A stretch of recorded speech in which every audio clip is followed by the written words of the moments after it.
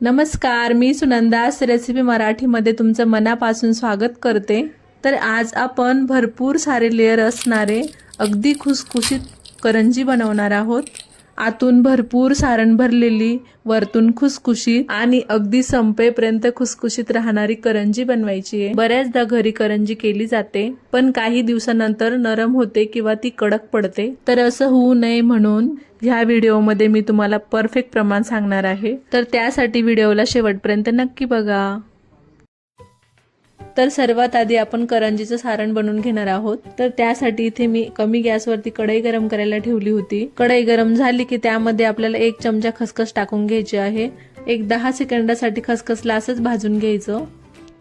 खसखस थोडी भाजत आली की त्यामध्ये इथे मी 15 ते 16 काजू घेतलेत, त्याचे छान बारीक काप करून घेतलेत आणि बदाम पण तेवढेच घेतलेले आहे, त्याचे पण छान बारीक काप करून घेतले। नंतर मी 20 ते 25 इथे मनुके घेतले आणि काही पिस्ता घेतलेत, त्याचे देखील बारीक काप करून घेतलेत। आता हे सर्व ड्रायफ्रुट्स आपण यामध्ये घालून घेऊयात। अजून तुम्हाला कोणते ड्रायफ्रूट आवडत असेल ते यामध्ये तुम्ही घालू शकता। आता ह्या ड्रायफ्रुट्सला 1 मिनिट भरासाठी असं सतत हलवत भाजून घ्यायचं आणि गॅस इथे कमीच ठेवायचा। 1 मिनिट भरातच आपले ड्रायफ्रूट चांगले भाजले गेलेत। जास्त भाजायचे नाही, हलकासा रंग आला की काढून घ्यायचे। असे एका छोट्या भांड्यामध्ये काढून घेतलेत। आता त्याच कढईमध्ये 1/3 कप आपल्याला रवा घालायचा आहे आणि वजनीप्रमाणे म्हणाल तर 100 ग्रॅम आहे। आता हा रवा आपल्याला कमी गॅसवरती सतत हलवत चांगला खरपूस होऊस तर भाजून घ्यायचा आहे। गॅस आपल्याला इथे अजिबात मोठा करायचा नाही, मंद आचेवरतीच भाजून घ्यायचा आहे। साधारण 2 ते 3 मिनिटांनंतर आपला रवा छान खरपूस भाजून झाला, असा हलकासा रंग आला की यामध्ये आपल्याला 1 चमचा साजूक तूप घालायचं आहे आणि याला चांगलं व्यवस्थित हलवून घ्यायचं। सर्व आपल्या रव्याला तूप लागेल असं मिक्स करून घ्यायचं। इथे आपल्याला भाजण्याची पूर्ण प्रोसिजर कमी गॅसवरच करायची आहे। रवा भाजून झाल्यानंतर यामध्ये आपल्याला किसलेलं खोबरं घालायचंय। तर खोबरं मी इथे बरोबर 2 कप घेतले, वजनीप्रमाणे म्हणाल तर 150 ग्रॅम आहे। आता हे खोबरं आपल्याला मिनिटभरासाठी असंच खरपूस भाजून घ्यायचंय आणि रवा गरम आहे त्यामुळे हे खोबरं पटकन भाजलं जातं आणि खरं म्हटलं तर खोबरं भाजायला जास्त वेळ लागत नाही, पटकन भाजलं जातं। साधारण 1 मिनिट भरानंतरच आपल्या खोबऱ्याला छान हलकासा सोनेरी रंग आलेला आहे। खोबरं भाजून झालं की आता गॅस बंद करायचा आणि रव्या खोबऱ्याचं मिश्रण एका ताटामध्ये काढून घ्यायचं। आता हे मिश्रण असं चमच्याने पसरवून याला 10 मिनिटांसाठी असंच थंड होऊ द्यायचं। मिश्रण थंड झाल्यानंतर आपण जे ड्रायफ्रुट्स भाजून घेतले होते ना, ते यामध्ये घालून घ्यायचे। आता लगेच यामध्ये छोटा चमचा वेलची पावडर टाकून घ्यायची। वेलची पावडर टाकल्याने आपल्या सारणला खूप छान स्वाद येतो। त्यानंतर यामध्ये 1-2 चिमूट मीठ घालून घ्यायचं। कोणत्याही गोडाच्या पदार्थामध्ये जर आपण मीठ घातलं तर त्याला छान रुचकरपणा येतो। इथे मी जायफळ घेतले, जायफळ असंच आपल्याला 1-2 चिमूट यामध्ये किसणीने किसून घालायचे। इथे मी पिठी साखर घेतलीये, पिठी साखर मी 1 कप भरून घेतली, वजनीप्रमाणे म्हणाल तर ही 200 ग्रॅम आहे। आता यामध्ये आपल्याला पिठी साखर घालून घ्यायची आणि याला चमच्या साहाय्याने व्यवस्थित मिक्स करून घ्यायचं। मिक्स करून झालं की आपल्याला हाताने असं याला व्यवस्थित बारीक करून घ्यायचंय, कारण हे खोबरं जास्त जाडं आहे त्यामुळे आपल्याला याला पूर्ण बारीक करून घ्यायचंय। खोबरं कुरकुरीत आहे ते पटकन बारीक होऊन जातं। आता मी हे मिश्रण पूर्णपणे हाताने बारीक चुरा करून घेतलं। आता हे सारण एका भांड्यामध्ये काढून घेऊया। आपलं इथे करंजीचं मिश्रण तयार झालं, तोपर्यंत आपण करंजीसाठी पीठ भिजवून घेऊयात। इथे माझे अर्धा किलो मैद्यामध्ये बरोबर 3 कप भरलेत। मैदा कपामध्ये भरल्यानंतर शेवटी असा दाबून घ्या, म्हणजे एक सारखं माप भरतं। जर तुम्हाला 1 किलो मैदा घ्यायचा असेल तर बरोबर 6 कप मैदा मोजून घ्या आणि हे मैद्याचं एकदम परफेक्ट प्रमाण आहे। आणि हा मैदा आता आपल्याला सविस्तरपणे चाळून घ्यायचा। नंतर यामध्ये छोटा पाव चमचे मीठ घालून घ्यायचं।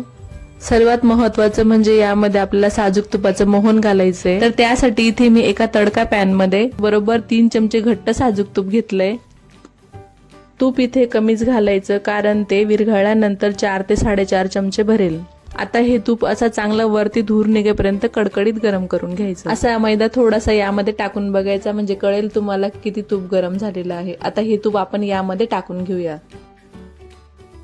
आता हे तुपाचं मोहन गरम आहे, त्यावरती आपल्याला थोडा थोडा मैदा असा टाकायचा। आता हे तुपाचं मोहन सर्व मैद्याला लागलं जाईल एवढं आपल्याला 1 ते 2 मिनिटांसाठी चोळून घ्यायचंय।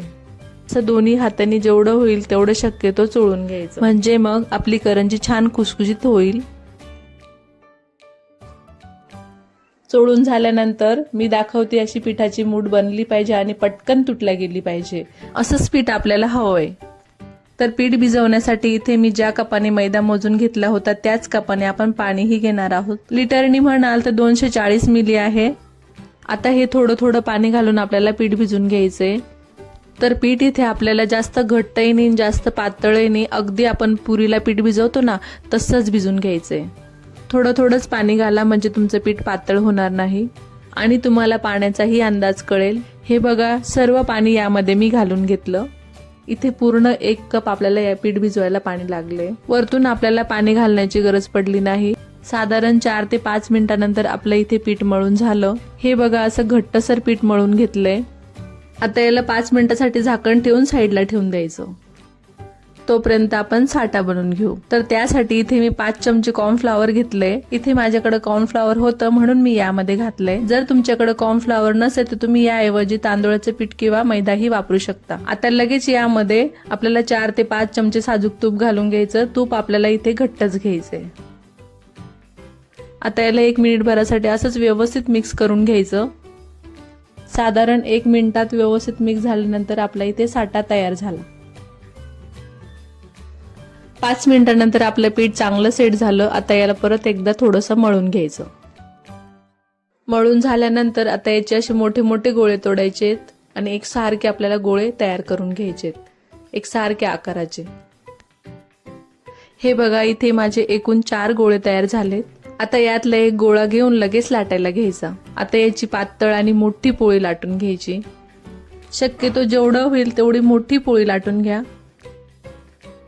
हे बघा इथे मी अशी पातळ पोळी लाटून घेतली. आता ही मोठी पोळी आपण एका ताटामध्ये काढून घेऊया आणि अशाच पद्धतीने उरलेल्या 3ही पोळ्या मोठ्या लाटून घ्यायच्या. सर्व पोळ्या लाटून झाल्यानंतर आणि त्यातली एक पोळी पाटावर ठेवून जो आपण साठा बनवून घेतला होता ना तो हातावर घेऊन असा हाताने सगळीकडनं एकसारखा आपल्याला लावून घ्यायचा आहे.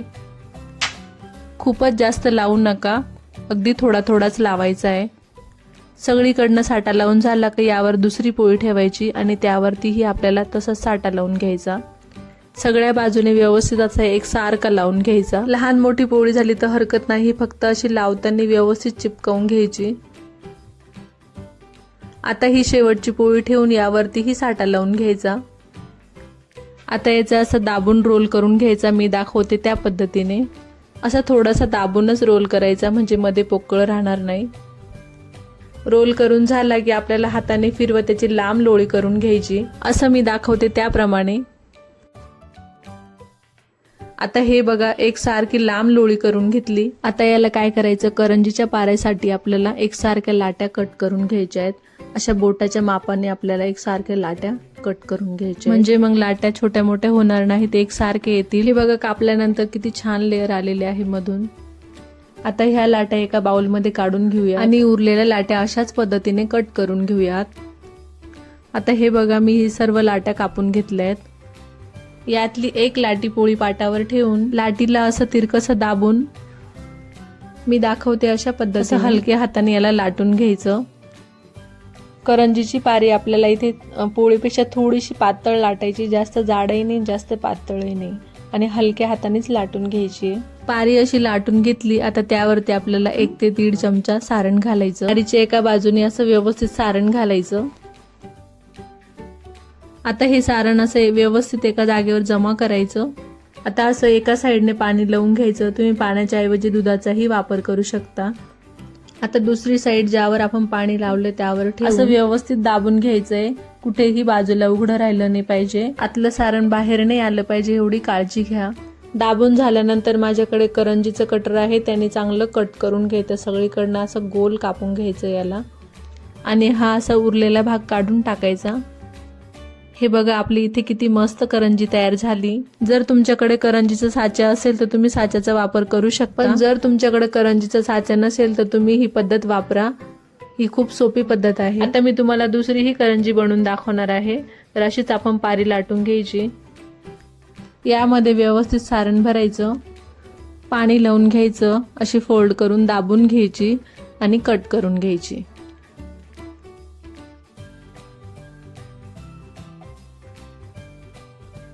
हे बघा, आपली दुसरी ही करंजी इथे तयार झाली. आता अशाच काही करंज्या आपण इथे बनवून घेऊयात. आणि एक महत्वाची गोष्ट लक्षात ठेवा की आपल्याला 7-8च करंज्या तर झाल्या की आपल्याला लगेच तळून घ्यायच्या आहे. जर आपण लवकर करंज्या तळल्या नाही तर त्याचं वरचं आवरण असतं ना, ते लगेच कडक होतं आणि ते नंतर तेलात टाकलं की फुटतं. किंवा मग सर्व करंज्या तुम्हाला एकत्रच बनवून घ्यायच्या असतील तर अशा वेळेला काय करायचं, बनवलेल्या करंज्यांवरती एखादा जाड रुमाल घेऊन झाकून टाकायचं, म्हणजे मग तुमच्या करंज्यांचं वरचं आवरण कडक होणार नाही. आता एवढ्या करंज्या एका वेळेला मी बनवल्या. आता ह्या करंज्या आपण तळून घेऊ. इथे मी करंजी बनवत असताना मी मंद आचेवरती तेल गरम करायला ठेवलं होतं. असं छोटासा पिठाचा गोळा आपल्याला तेलामध्ये टाकून बघायचा.